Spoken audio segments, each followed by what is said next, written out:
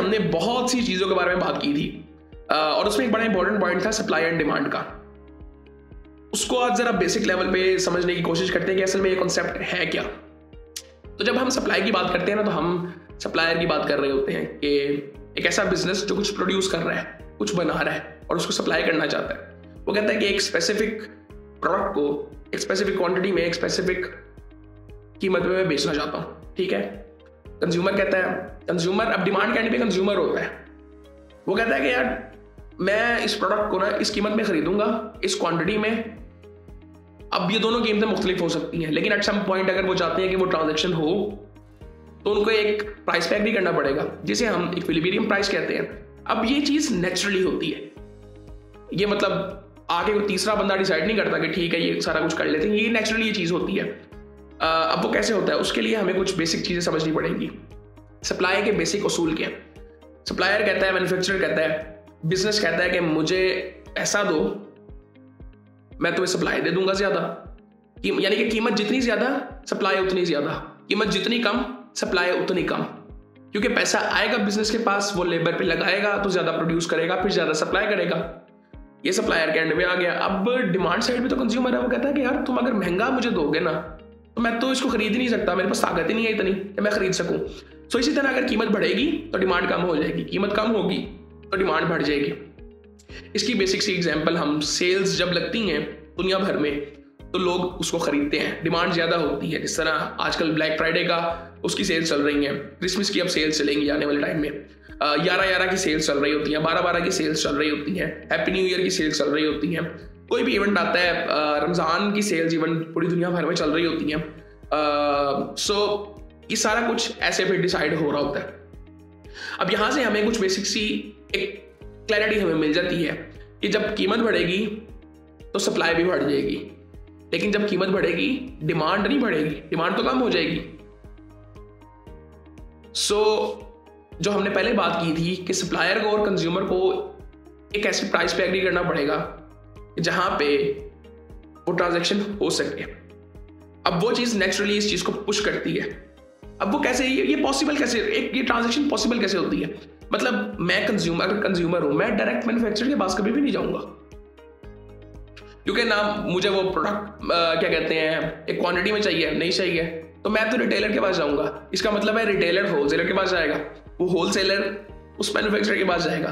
तो वो एक साइकिल बना, फिर पॉसिबल हुआ कि वो ट्रांजैक्शन हो सके। यानी कि होता गया, मैन्युफैक्चरर को एक इकोनॉमी ऑफ स्केल चाहिए कि वो उस प्रोडक्ट को बना सके, क्योंकि उसको रॉ मटेरियल खरीदना है, वो बहुत महंगा है, और फिर वो उस प्रोडक्ट को बनाएगा।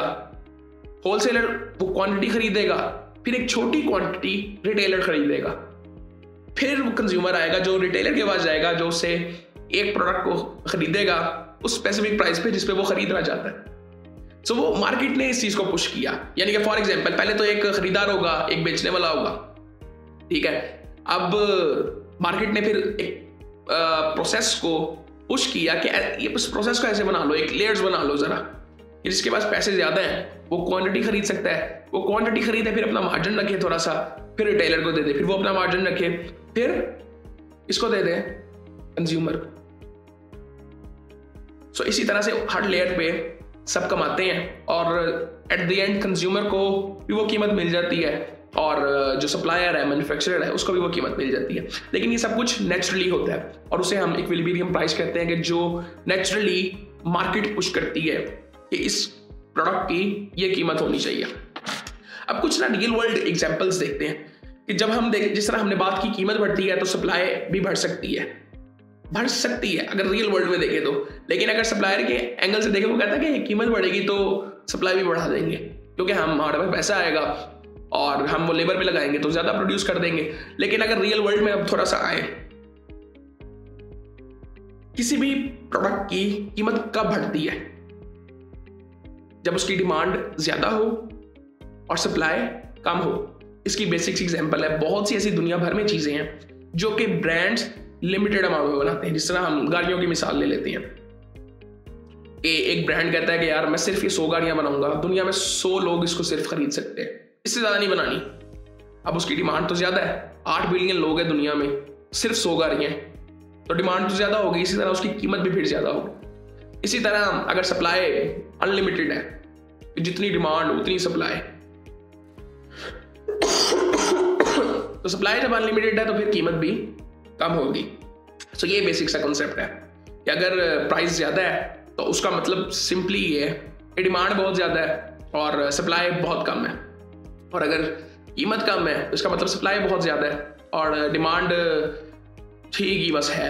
सो ये एक बेसिक सा कॉन्सेप्ट था सप्लाई एंड डिमांड का।